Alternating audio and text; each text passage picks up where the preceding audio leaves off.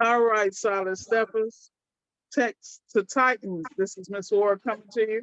I'm talking to one of my oldest mentees right now. This guy came out of my former life, and he was one of my top managers. And I saw so much talent in him from the day I met him. You know, he always liked to say he that wouldn't be there if it wasn't for me, but he don't understand. It was in him. It's in the DNA. Some of us just got it. So I'm gonna introduce everybody to Michael, and I'm gonna let Mike, tell us a little bit about yourself, man. Well, what can I say? Nice to meet you, everybody. Hope you are all having a great day, night, or whatever you see in this podcast from. Sorry about my language, traducting. You know how it goes. Um, where do I come from? Wow, that's a good question. I come from Puerto Rico, the South. I come from a very humble family. I come, from small beginnings, and this is amazing. From here, from the island, Caribbean. Exactly, exactly. So you guys, Miss Ward is gonna be going over to Puerto Rico, checking out the appliance game. But I wanted to talk to you guys about networking, roundtables, and connections.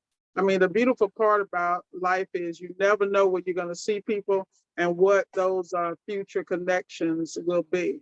You know, when I first met Mike, I saw that energy, clean cut guy, serious about taking care of his customers, serious about sales, serious about the experience and the systems in place and making sure that everything flows well from the front to the back.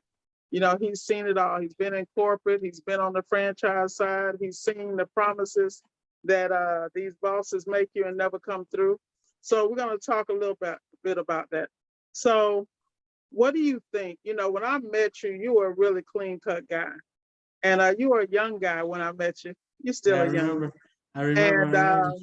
so what sets you apart at that age? You know, roughly tell us about what age you were when I met you, and what made you have the discipline and structure to show up to work, shirt tucked in, ready to go, when you knew your counterparts were nothing like that. What was the difference? Well, all comes from what you're born with and what how you develop yourself little by little, and you start seeing these role model figures, and you start like not copying them, but trying to follow their example. People need to understand, and I know this is one of the first questions that we're going to answer more in details, but whenever you want to go after a leadership position, you have to be a great follower first. So everything that you do need to set up that that road, so when you get there you understand that people. So everything that I did was learning, watching how they do it, watching how they dress. If I wanted to be something, I needed to feel it first, and make myself believe it first before anybody else could believe in me. And that's what really triggered that emotion, and making sure that people that said it's not possible, or it was lucky, or maybe this guy had some kind of advantage. No, everybody has the same opportunity, everybody has the same in their area and their expertise.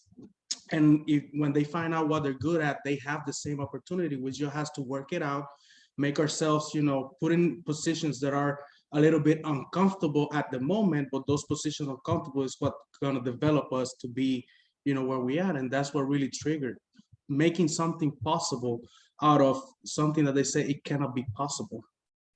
Breaking that bridge, that short mentality. Exactly. That's awesome. That's awesome. So, we met in the Tampa area when I took over that market. And I know I've always been unique my whole life. So I was a different type of, I Yeah, was, yeah, yeah. I so talk remember. a little bit about, people don't realize that when I came from corporate that, I was never a person that aligned myself with corporate policies, corporate structures. I was always myself and I got the job done. I never had to trade who I was. You follow me? So Yes, tell ma'am. people a little bit about the difference you had when you first met me, what you think, blah, blah, blah. Well, when I first met you, I met this great person, but at the same time, I was kind of afraid. I was like, oh my God, I cannot do anything wrong because she's waiting for me. I need to make sure that everything is on point, everything is 100%, really develop always everywhere, but nowhere at the same time. It was, when I saw you, I was like, damn, she never has a no for nothing. She gets it done. Hey, Miss Ward, remember that time when we had that car on the bay that had the this line, I told you, hey, Miss Ward, this card, this is a this much ticket with this much profit. It's like, man, look, young man, that is gonna be done. You're not gonna tell the customer, no, I don't care what I'm gonna do. And that store was full of text that day, and that job got done. Customer happy, store make the profit that he has to make. You know, when I saw you that experience, when you had those meetings with everybody on the table and just explaining everybody and bumping everybody up, that was really good about you. Everybody was scared of Miss Ward coming in the store and the store not being nice. But at the same time, when you said, let's have a meeting, let's make this happen, you had that leadership in you to make people understand what their forte was. And you used that to make sure that those people bring their A game every day a little bit further and further, which that's amazing. And I admire from you. Now I see you, and you know, it's been a little bit different because we have that mindset. You put that little seed in me, and it grow, and we can, you know, like feel, you know, that connection when it comes to that. You know, we feel that development through time and through work ethics and through, you know, same goals and yada yada yada. Yeah. Yeah, so you know, that's very important because a lot of people don't understand, you know, my whole goal when I deal with mentorship, I don't want anybody to be like me. I just want to give them some guidance and for them to be their best selves and individualize their own gifts and take them to the next level, regardless of what service or trade you're in. So let's talk about how you came up with the idea of the company you have now, Tires to Go. You know, how you have it over here and on the mainland, even though I don't think you ever coming back. And of course, you have it in Puerto Rico, and then you're looking to extend to other countries or expand. Yes, ma'am. But we're currently in Florida, and right now we're in Puerto Rico. This is our first international waters because if people don't know, this is a commonwealth. It's not a state yet, and we're looking more further down. My entrepreneurship you know, mindset is more on where we need it at. I want to get to those people that really need the services that we have that they haven't got to them yet. So I want to make sure, or want to try to be able to get there. What made me get in the industry? When I used to, one of the things that it don't happen in Tires to Go, and I had to smile about that. When I used to work for this company, you know, XY company, people used to call on the phone, and people used to be, oh, you know, really aggravated that, you know, accusing us of, you stole me this, you didn't told me this, and, you know, being kind of disrespectful. At the beginning, I started to feel it personal. This was the breaking point. I started to feel it personal. When I started feeling personal, I was like, man, this is hurting me. This is not cool. You know, I'm a good salesman. This is what I do. I'm good with people. And I started, I can do this better. I can create a formula that can make people, you know, understand and make a company that people trust and buy. If you come to buy from Tires to Go, why do I have to buy from Tires to Go? And what can I do to not have that? Till this point today, we're a 5.0 company all the way around since 2018. And all the customers that we have is one after the other after the other. We always try to achieve and act. Most important, some people get a $2,000 job. Oh, amazing, let's get a $10,000 job. That's the one that, no, you treat the one with the plug the same way. The one with the $10,000, the one with the one that doesn't buy, you always treat them the same way. You never know that guy. Quick example. I started in the dealership industry. Dealership industry is where I developed my salesman skills. This person used to come every day on a bicycle, every day in a bicycle, and he used to look at the same van. Nobody bought that van. It was an ugly van. Sorry to say, but the guy wanted the van. The van was amazing. He loved the van. So I was like, every day he come, and the other salesmen were, why do you show this guy every day? He's not gonna buy. But one day that guy, he told me, one day I'm gonna come and buy that van. And I always treat him the same. Do you want some coffee? Do you want every day? One day he came with a backpack on his bicycle. He entered the shop. Hey, I want to talk to you, man. Hey, I have the money for the band. This is what you needed. And he threw the money in top of my desk. Boom. I was like, yo, hold up, man. We had to, you know, talk with the manager, chill out. The band is yours, but we need to make sure that everything's on point. Started making the numbers. There's $1,000 extra. I was like, yeah, that's for him. I was like, thank you. You don't have to do that. I was doing my job. No, because I've been everywhere, and you're the only person that been kind with me every day that I have come by. What I want to say to this, that's what motivated me to do what I do. When I started getting those feedbacks, I said I can do this better, and that's what we're trying to develop, and that's what I push my people to do, so they can be like that with everything they do, in their lifestyles, and discipline them and help them, and show them how to develop those skills. Well, that's awesome. So this is the other thing. Let's talk about how you structured the company, because it wasn't easy. You No. started out, you had to deal with just the highs and lows of running a business, especially a brick and mortar. So let's come back over here to Florida. Let's come back to the States. And I was there when you started that first one, and then you had the Pinellas one and things of that nature. So let's just talk about, because one of the big things I preach about is boots on the ground. Most people don't understand. You can analyze all day long, but until you in the field, you have no idea of the challenges. So first of all, let's talk about some of the concerns or challenges you had in the beginning and how you overcame them, the things that stand out to you. Concerns, wow. I have a lot of them. Just waking up from bed and not knowing what to do was one of them. You're like, damn, I have to do this today, or wow, the bank account is low. I mean, what am I gonna do? I'm 4 days of paying rent, and I only have the rent is $2,000, and I only have $300. Inventory.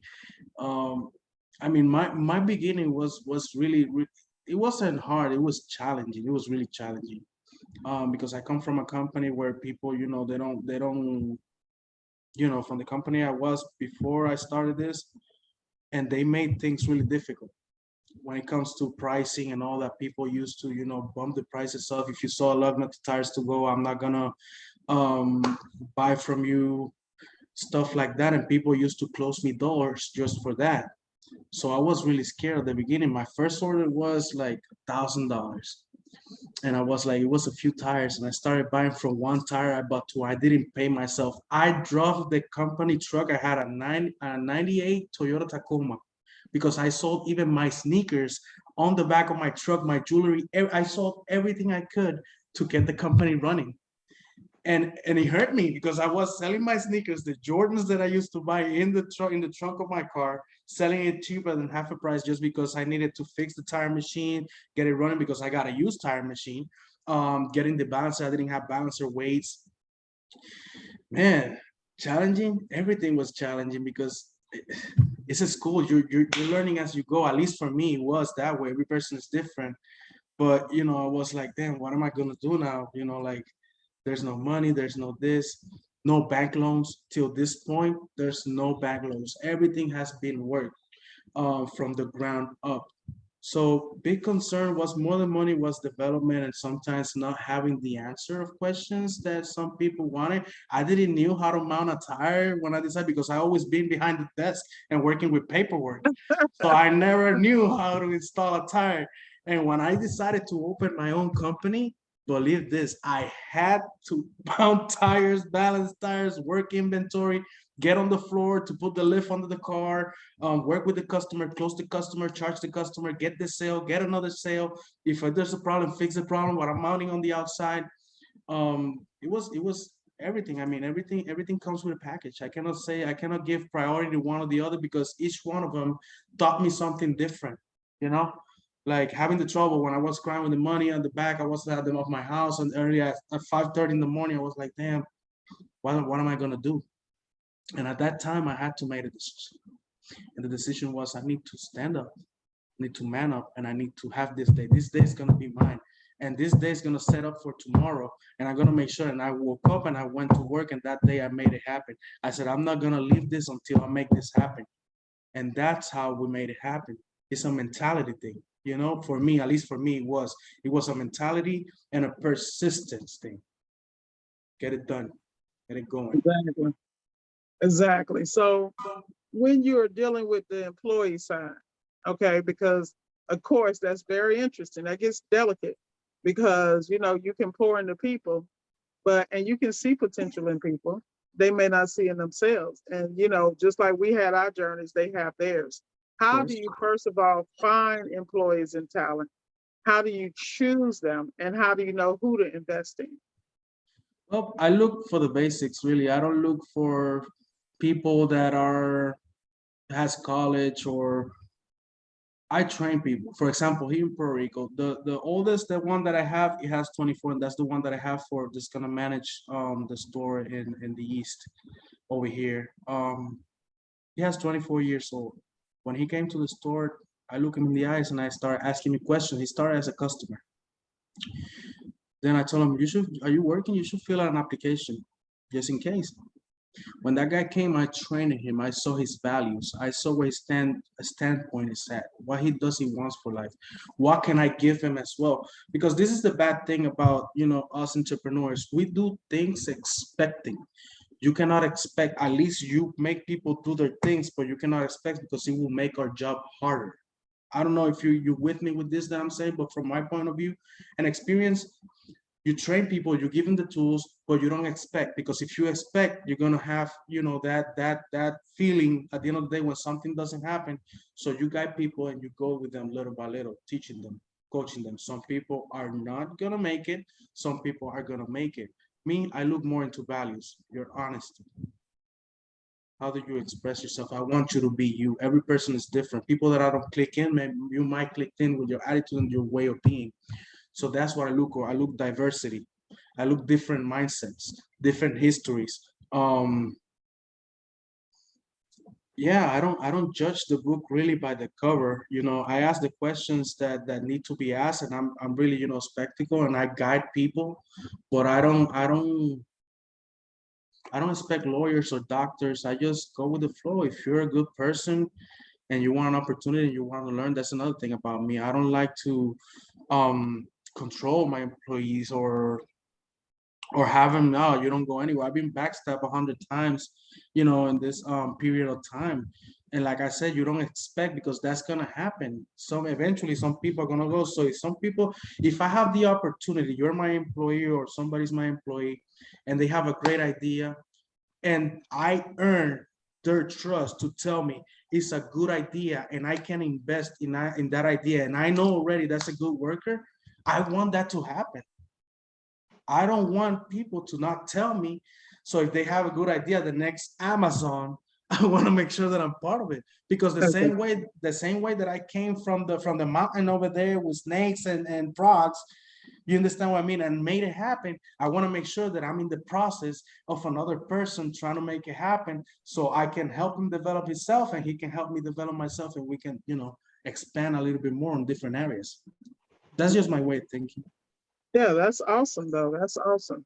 So at this particular point, um, as far as your, I know you guys were talking about developing, having your own rims and things of that nature.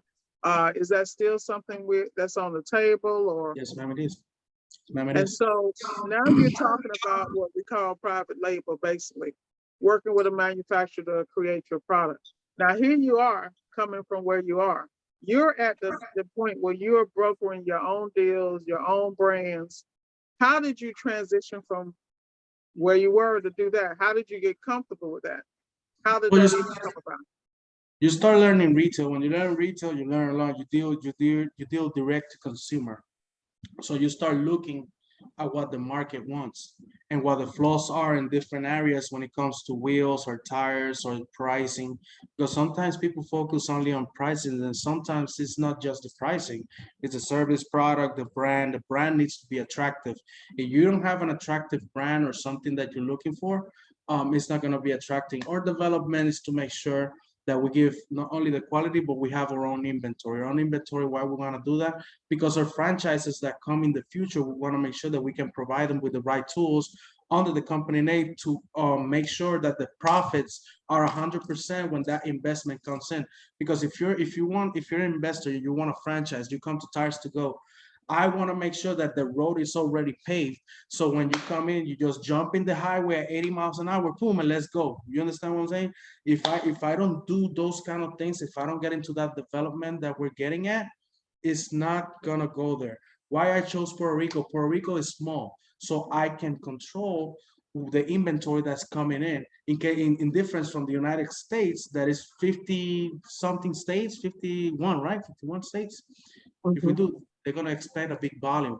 And we need to make sure that we make the same mistakes that we did at the beginning at retail, we do in a little proportion so we can start building that success ladder. So when more people come in, can provide you with the right tools. All right, so this is what I'm talking about when I say mindset. See how you are already planning and laying the groundwork for the franchises and all those things that are going to come about. And this is what I'm always telling people about your round table.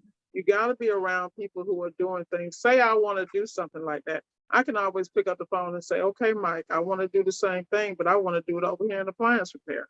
Well, you already got the blueprint. You can Of tell course. me what to watch out for. And that's what I'm trying to explain to people. You have to deal with people who have gone places you haven't. And you got to have a sounding board. Like we use each other for sounding boards on the regular. So you got to be able to have, it's times you call me and we've had conversations and vice versa. So at the end of the day, you know, where do you see yourself on this global move? Now, this is international in Puerto Rico because it's Commonwealth. And I don't want you giving up your game. Okay. But I do want people to understand the level of vision you have as a young man. So that as these things come to pass and the video goes viral, they're like, dang, we found this video and when he was talking about it. See, there's a difference between those of us who talk about it and those of us who be about it. So let's talk about the future. Well, maybe it's to give an opportunity, maybe to a viewer that is gonna see this, to a person that is gonna, reflect in the future. They can see and they can understand. We're trying to develop opportunities, like I said in the beginning, to where they're not there yet, give opportunities to people that need it, that can have a better side, that we, with the creation that we're trying to bring to the table, we can provide a better life, understanding, discipline on every aspect of the word in the same company or vice versa. And that is something that we're looking at and we're aiming at. We don't want to just be, everybody's is focused on the US, but what about maybe Salvador, which they have a great leadership right now, um, Costa Rica, Panama, stuff like that, that people underappreciate. Some people, I'm not talking everybody, but some people underappreciate.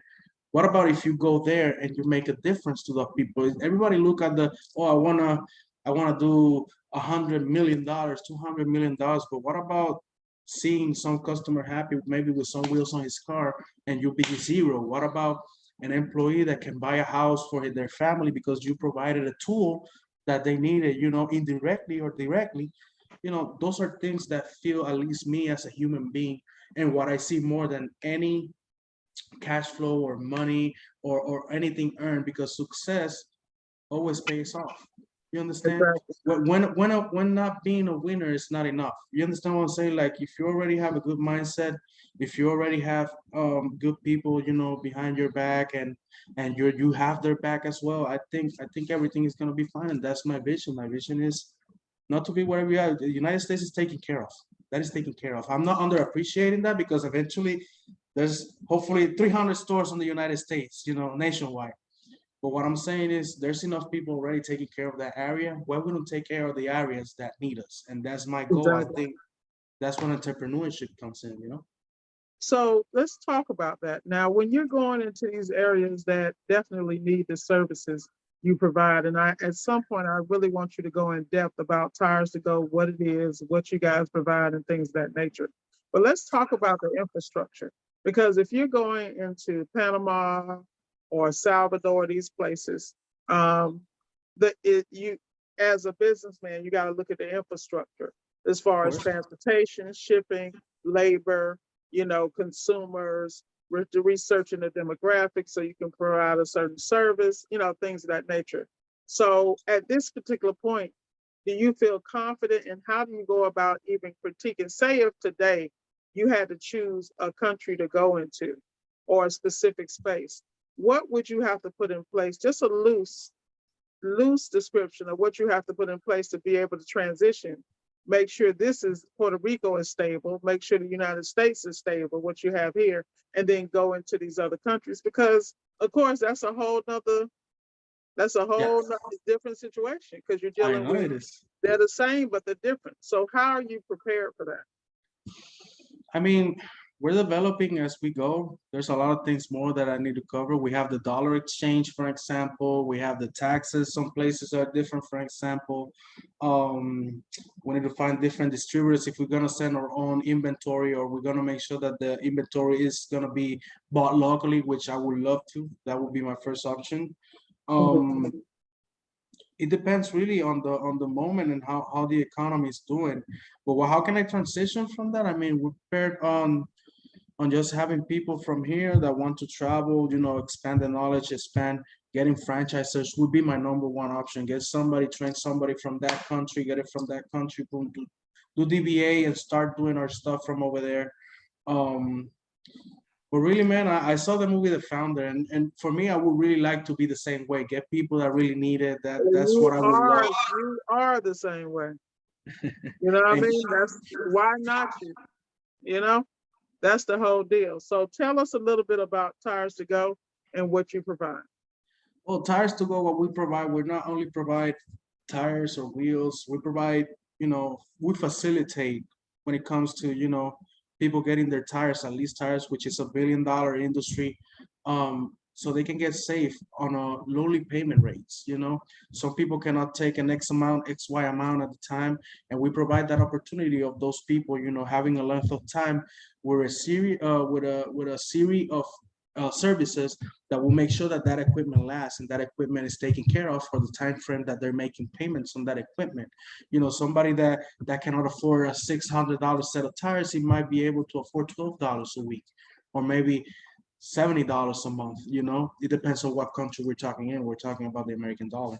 But those facilitations might help people like the mother that has 3 kids and they don't have a father, and the police officer that working paying child support. There's a lot of different things that if we go to spend, the economy is bad, that's where they need us. And there's places that the economy is really bad and they need the cars to feed their kids, and some other people want to look their car better.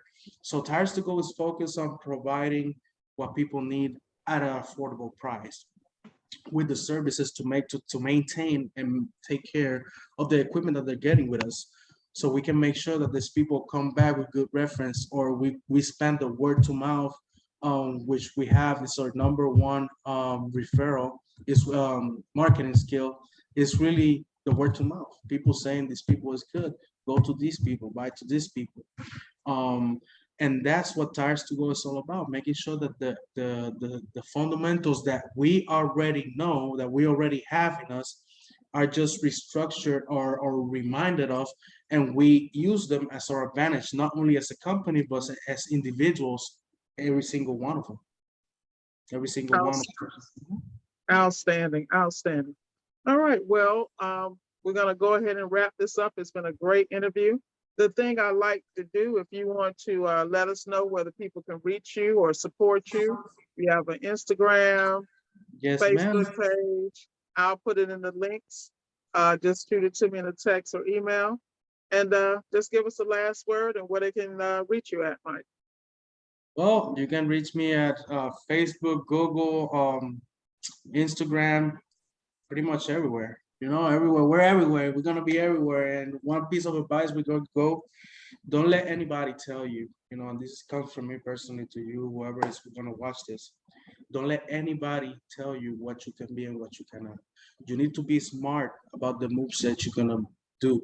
But remember that to be wise, you have to be ignorant first, because the ignorant cannot be wise if they weren't ignorant first. So don't be scared about making mistakes. Don't be scared about throwing yourself in at something that you love to do, you like to do, and you're willing to take that mile. So guys, bless you. I know you're gonna do great. I hope this video is great for you. Just let's get it done. All blessings for you. Outstanding. Outstanding. Well, there it is, guys. We got Mike here from Tires to Go, chilling in Puerto Rico. Don't be sliding in his DMs trying to get a free trip to Puerto Rico, because I know y'all. But the reality is, Hey, they're almost a state, so hey, we go hang out at any time. Hell All right, yeah. well, thanks again. Thanks for your time. Once again, I'm so proud of you, and I can't wait to see what the future holds. But you might thank you for Thank blessing you. us with an interview, and thank you for blessing us with your time. Thank you, Miss. Anytime. You know me, Miss Ward. I got you.